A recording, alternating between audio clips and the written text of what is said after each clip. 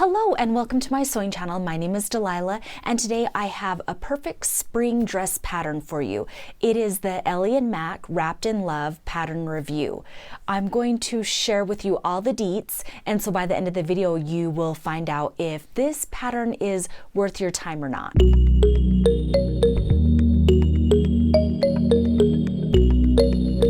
Now this is an Ellie and Mac PDF pattern, so I will let you know where you can find this pattern here shortly.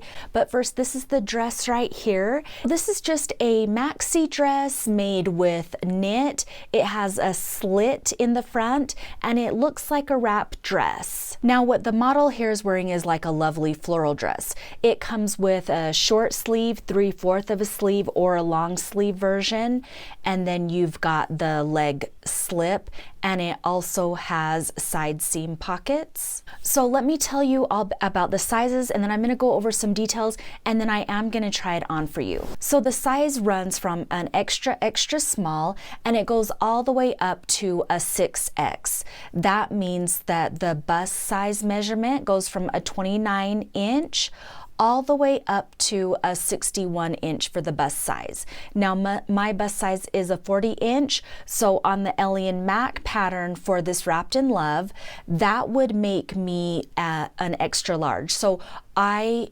used the extra large size pattern for this one. Okay, so let me show you on here the top. This is kind of similar to the staycation dress. Well, maybe not quite. So it's got two pieces of the PDF pattern for the bodice, and they want you to fully line it. I haven't done the fully lined bodice yet, so that was pretty interesting. So this is what the top looks like. Sorry you guys, it's a little bit wrinkled. I'm probably gonna have to iron this before I try it on.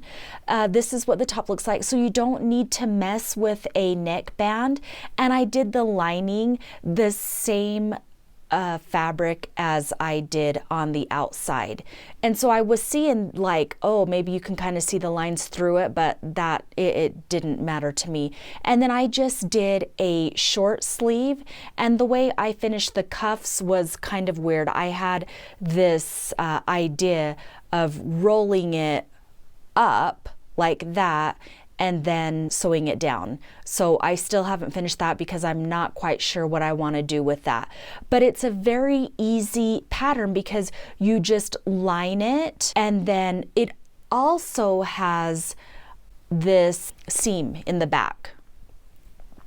I don't know why they wanted us to do a seam in the back. I think it would work if you just cut it on the fold as well, but I followed the directions this time and I made the seam in the back. I also did the attach right here. Let me show you what the inside looks like.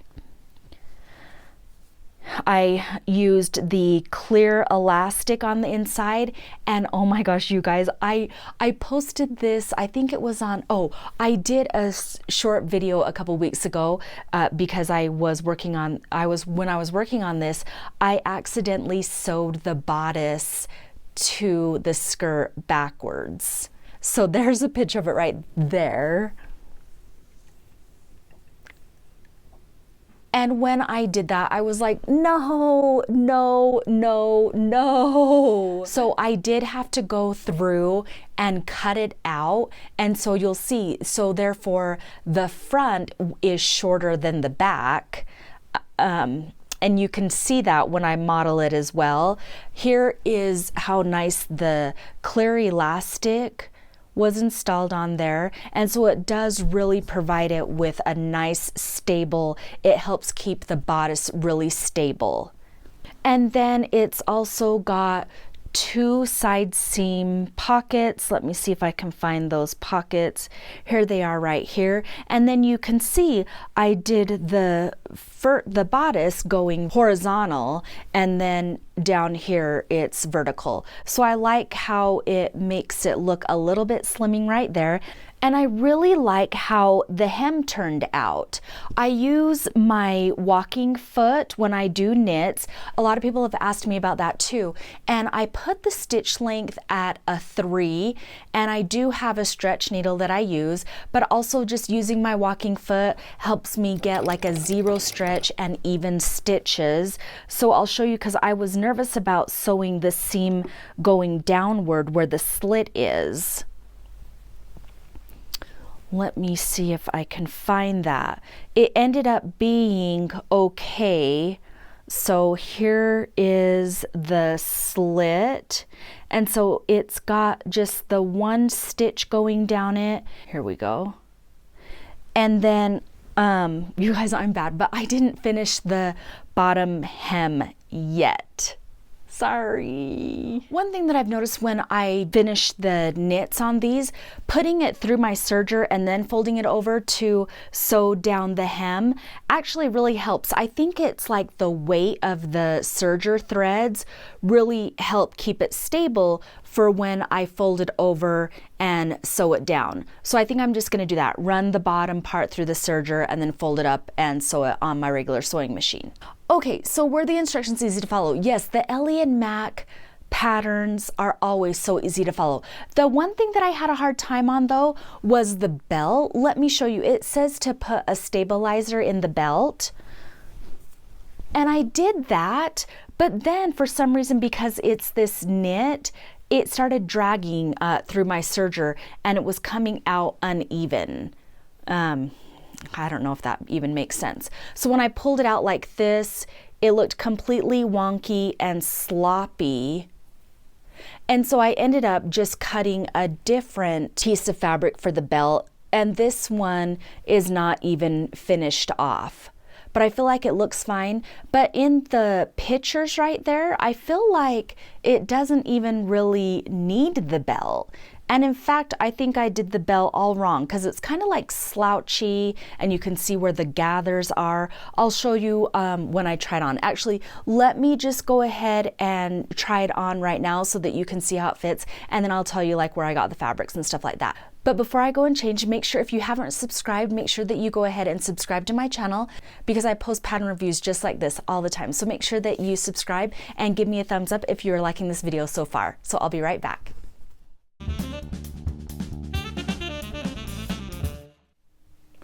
Okay, so here is the dress right here.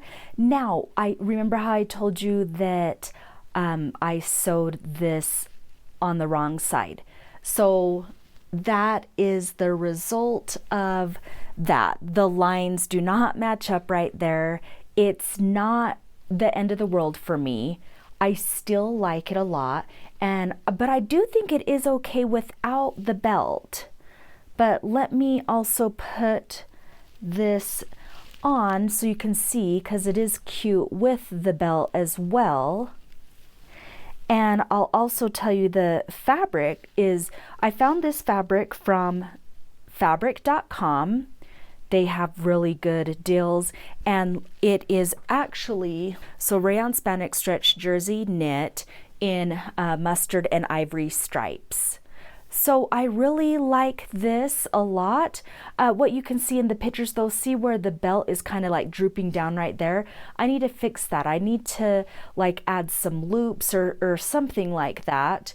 And so here is the back for you. And so I'll just show you, there's some more pictures right there.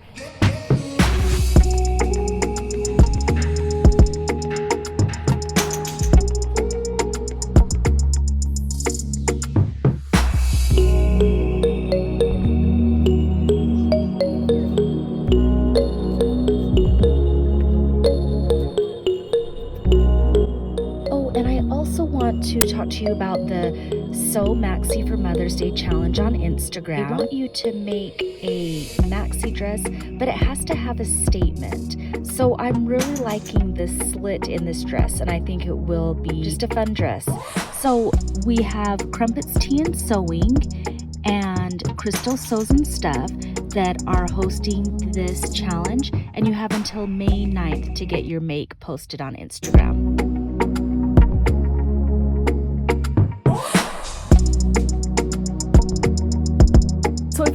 questions, then just let me know. Oh yes, that is a great question. Okay, so you can actually find this pattern on ellieandmac.com. I will leave a link to the website in my descriptions tab below so that you can just click on there and go and get this pattern for yourself if you'd like. Oh, okay. So yeah, the alterations that I made was really just the belt. I didn't end up adding the facing in it, but I think it would work really well with the facing in it. But that's the only thing that I had a hard time with. I feel like this is a really easy pattern to follow. And yes, I would absolutely make this dress again. I'm feeling like you could use like even a fancier fabric, you know, maybe like do like an all black or something like that so you can wear it like a night dress, because I love how it has that slit in it, but it still is modest enough. I could actually wear it to, well, work for sure. I could wear it to church. It's going to be a great dress for spring. So yeah, I would definitely make this pattern again. All Ellie and Mac patterns are such a quick sew, but to make it even more quicker, I do the gathers on my serger. So I'm going to leave this video right here on how to produce gathers on your serging machine. So make sure that you click on this video, or you can check out my other pattern reviews. And so I want to thank you so much for watching, and until next time, happy sewing. Bye guys.